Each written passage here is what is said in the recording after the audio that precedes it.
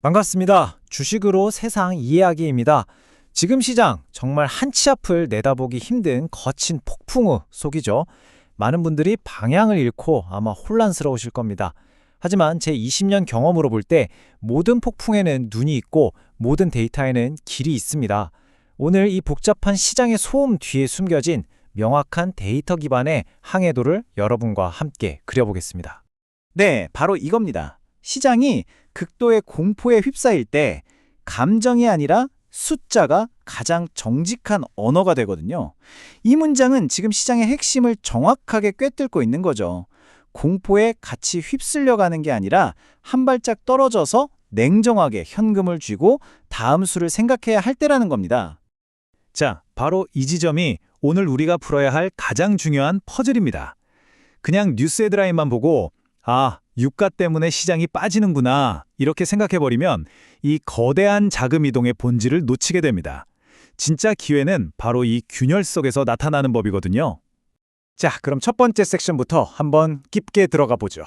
여러분, 지금 시장은요, 단순한 하락장이 아닙니다.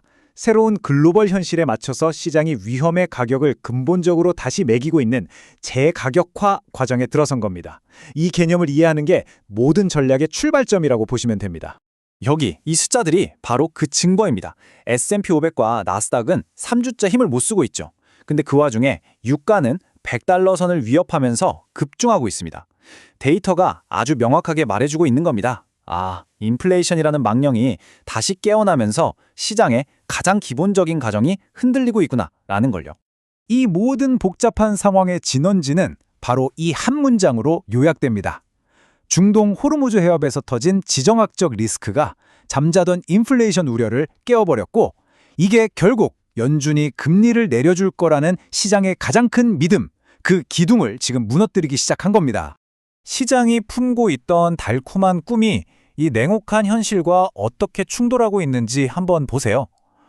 연초만 해도 다들 올해 금리 여러 번 내릴 거라고 확신했잖아요. 근데 유가 쇼크 한 방에 그 기대가 그냥 산산조각이 나버린 겁니다. 이제 시장은 고금리가 생각보다 훨씬 더 오래 가겠구나. 이 고통스러운 현실을 가격에 반영하기 시작한 거죠. 제 퀀트 모델상 현재 시장을 움직이는 리스크들의 비중을 나눠본 겁니다. 보시는 것처럼 호르무즈 해협 분쟁이 40%로 가장 큰 기폭제 역할을 하고 있어요. 하지만 연준의 정책 불확실성, 또 중국 경제의 구조적인 문제가 그 충격을 훨씬 더 크게 증폭시키고 있는 여러 악재가 동시에 터진 복합위기 상황인 셈입니다. 자, 여기서 잠시 숨을 고르고요. 이제 가장 중요한 얘기, 우리 시장의 심장인 반도체 섹터로 깊숙이 들어가 보겠습니다. 지금 반도체 시장에서 벌어지고 있는 이 기묘한 현상을 제대로 해부해야 진짜 기회를 잡을 수 있습니다. 위기 속 기회는 언제나 이런 균열에서 나오니까요. 이 차트 정말 이상하지 않습니까? 똑같이 메모리 반도체를 만드는 회사인데 왜 미국 마이크론은 한 주 만에 15%나 폭등을 하고, 기술력에서 분명히 한 수 위인 우리 삼성전자, SK 하이닉스는 오히려 마이너스를 기록하는 걸까요? 이게 단순히 반도체 업황 문제라면 절대 설명이 안 되는 현상이죠. 정답은 바로 프록시 셀링이라는 개념에 있습니다. 쉽게 말해서 지금 외국인 투자자들은 삼성전자의 기술력을 보고 파는 게 아니라는 겁니다. 원유를 100% 수입해야 하는 한국 경제 전체의 거시적인 리스크, 바로 그 리스크의 대리인으로 보고 팔고 있다는 거죠.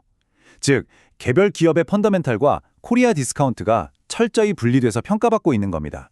하지만 주가가 이렇다고 해서 우리 기업들의 기술력까지 의심하면 절대 안 됩니다. 이 숫자를 한번 보시죠. 80%. 이게 바로 차세대 HBM4 메모리에서 우리 기업들이 달성했다고 알려진 골든 수율입니다. 이 숫자는 글로벌 AI 메모리 시장의 주도권이 여전히 우리 손에 있다는 명백한 증거고요. 지금의 주가 하락이 기업의 본질, 즉 펀더멘털과는 관계가 없다는 걸 증명하는 아주 중요한 데이터입니다. 자, 이럴 때일수록 우리는 돈의 흐름을 따라가야 합니다. 시장의 진짜 속마음은 결국 이 똑똑한 돈이 어디로 흘러가는지에 다 나타나게 돼 있거든요. 지금부터 그 경로를 한번 추적해 보겠습니다. 외국인들의 움직임을 보면요, 이건 절대 한국 시장에서 발을 뺀다 이런 단순한 신호가 아닙니다. 훨씬 더 정교하고 치밀한 전략이죠. 그들은 코스피 지수 전체에 노출되는 삼성전자 같은 대형주는 파는 대신에 반도체 생태계의 혁신 기술을 가진 알짜배기 소부장 기업들은 오히려 조용히 사모으고 있습니다. 이건 후퇴가 아니라 아주 정교한 포트폴리오 교체 작업인 거죠. 마이너스 13조 원. 이게 바로 최근 외국인들이 삼성전자와 SK하이닉스 같은 대형주에서 순매도한 금액입니다. 이 숫자가 뭘 의미할까요? 그들이 얼마나 진심으로 또 얼마나 큰 규모로 이 전략적 중심축을 이동시키고 있는지를 아주 명확하게 보여주는 데이터입니다. 네, 돈은 바로 이런 곳으로 흘러들어가고 있습니다. 한미반도체처럼 누구도 따라올 수 없는 독보적인 기술력을 가진 기업들이 그들의 타겟인 거죠. 즉, 큰 나무들은 바람에 흔들리고 있지만 그 아래 뿌리가 튼튼하고 단단한 작은 나무들은 오히려 영리한 자본을 빨아들이면서 다음 상승을 준비하고 있다는 뜻입니다. 자, 이제 가장 중요한 시간입니다. 이 모든 분석을 가지고 그래서 우리는 뭘 해야 하는가? 이 폭풍을 어떻게 헤쳐나가야 하는가? 이건 예측의 영역이 아닙니다. 철저한 준비와 대응의 영역이죠. 이런 불확실한 시장에 맞서는 가장 강력한 무기는요, 바로 명확한 행동 계획입니다. 복잡하게 생각할 거 없습니다. 딱 3단계만 기억하시면 됩니다. 매일 어떤 숫자를 체크할 건지, 어떤 가격대에 오면 어떻게 행동할 건지 이걸 미리 정해두는 겁니다. 이것만으로도 공포에 휘둘리지 않고 시장의 주도권을 잡을 수 있습니다. 바로 이게 퀀트 전략의 핵심입니다. 미래를 하나로 단정 짓는 게 아니라 발생 가능한 시나리오를 여러 개 그리고 각각의 확률을 매긴 뒤에 그 상황에 맞는 대응 계획을 미리 다 세워두는 거죠. 이렇게 하면 유가가 급등하든 안정되든 우리는 당황하지 않고 원칙에 따라 움직일 수 있습니다. 오늘 분석의 모든 것을 담은 한 문장입니다. 누가 미래를 더 잘 맞히느냐의 게임이 아니라는 거죠. 어떤 상황이 와도 내 계좌를 지키고 살아남아서 다음 기회를 잡을 수 있는 시스템을 갖추는 것, 그게 바로 이기는 투자입니다. 마지막으로 이 질문을 스스로에게 한번 던져 보셨으면 합니다. 오늘 우리가 함께 살펴본 이 분석의 틀을 가지고 시장에 수동적으로 끌려다니는 포트폴리오가 아니라 이런 위기를 능동적으로 기회로 바꿀 수 있는 그런 포트폴리오를 꼭 만드시길 바랍니다.